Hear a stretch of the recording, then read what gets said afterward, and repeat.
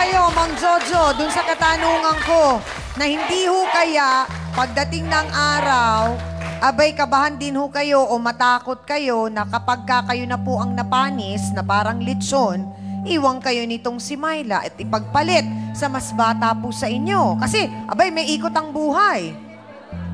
Malamang ho, baka mangyari sa akin. Dahil alam ko naman, mali rin yung ginawa ko eh. Oo.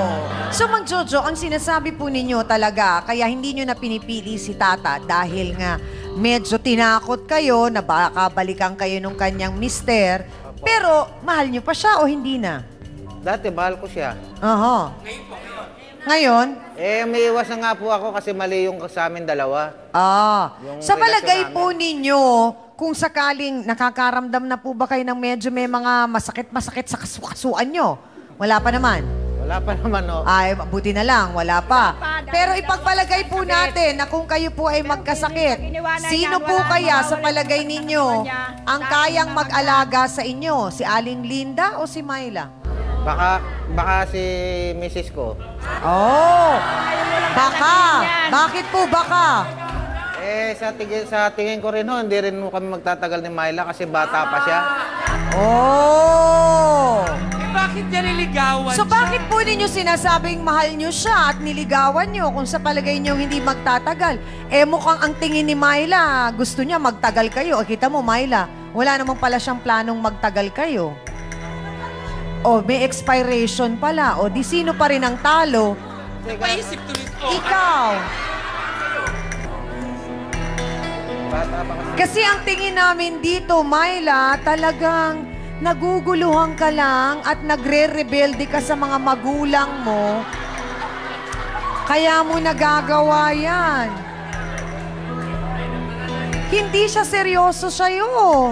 Yan narinig mo na mismo sa bibig ni Kuya Jojo, hindi sa akin,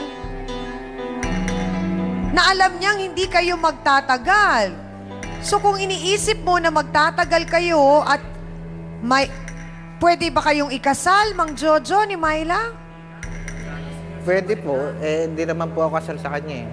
Pero may balak pa ho ba kayong magkaanak kay Myla? Parang ang gusto ko nga ho sa kanya, kasi bata pa ho siya para maranasan niya pa yung mga bagay-bagay na magaganda siya. Kasi sa akin, wala siya mapapala talaga eh. Oh, yun naman pala, Myla. Sa totoo lang ho, gusto ko na nga tapusin lahat to eh. Ito lang kasi matapang ho ito sa akin eh. Papabaya itong ito eh. Kaya naman natulak ako dito sa dalawa sa kanya eh. Bakit naman po kasalanan pa ni Aling Linda? Niloko nyo na nga, kasalanan pa niya. Ano ba? Hindi ko siya lulukuhin kundi siya nagbago sa akin. Pag nagbabago, may karapatan naman loko. Hindi ko talaga maunawaan yun. Wala, nasasabi lang yan dahil nga sa mayroon siyang dalawang kabit. Pero nung wala pa, nagmamahalan kami. Wala, nagbago ka na. Naasikaso ko siya, So, inaasikaso niya. ang sinasabi po ninyo ay parang nirarason lang o nilulusot lang ni Mang Jojo yung mga sinasabi niyang yon. Isipin mo, tatagain mo ako. Paano ba? Aling Linda, bago ko po kayo tinawag, sabi po ni Doktora, talagang ang mga misis, lalo na kahit nagkakaedad, kasi kami, ma'am. dapat din po ay may oras din para sa labing-labing, sa something-something. Lagi naman kami nagsisiping eh. Dahil wala na kami mga anak. Oh, so wala naman palang problema. Ang gusto Ano ba niya. ang hanap nyo? Paano magsisipin nga kami para akong nakikipag-away din bago kami maglabing-labing. Eh, paano Awayin nung niyo muna nalaman ako. ko na May away.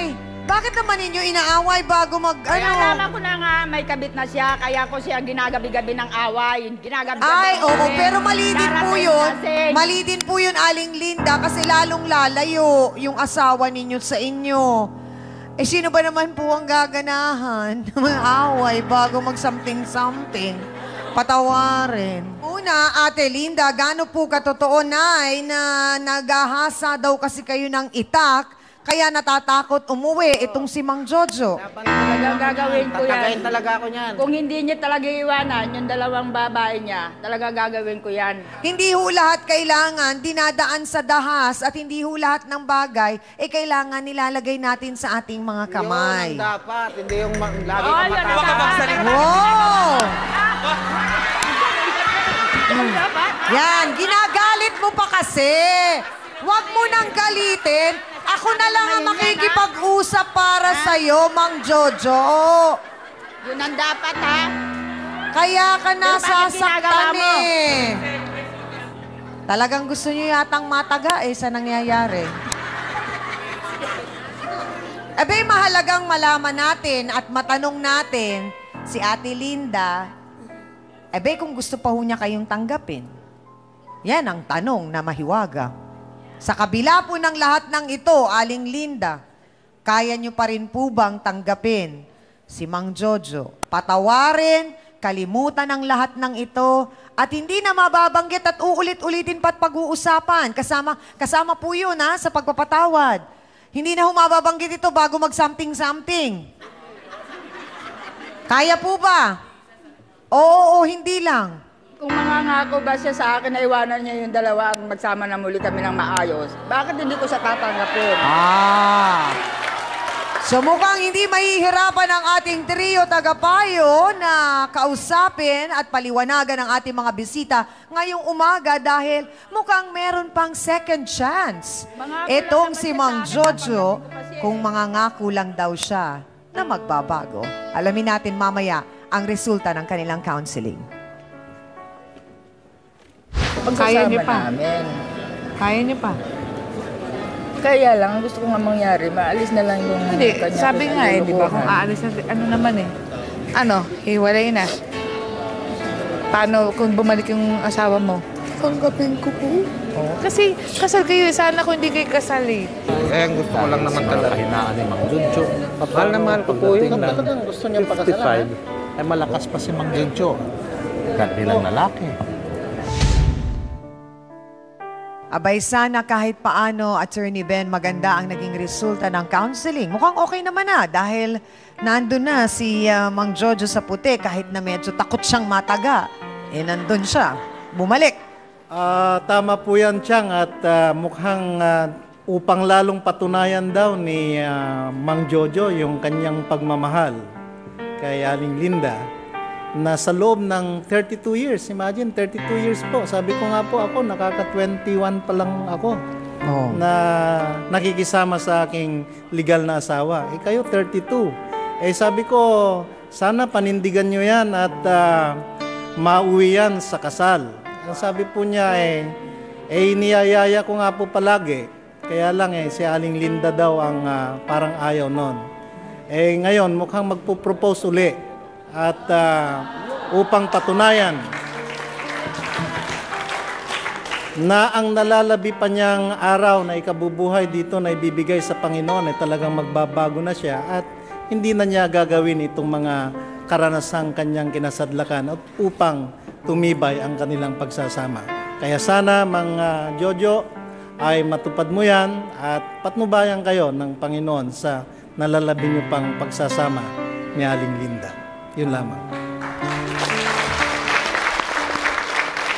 Kung alam niyo yung love story nilang dalawa, 19 years old nun si Mang Jojo, ang dami daw manliligaw talaga ni Ate Linda. Kaya sabi ganon, matira matibay at kung sino mauna. So nung nagkaroon siya ng pagkakataon dahil pinagbigyan siya ni Ate Linda na nag-birthday si Mang Jojo, dahil birthday niya nung 19 years old siya, pagkapanood nila ng sine, hindi na sila umuwi.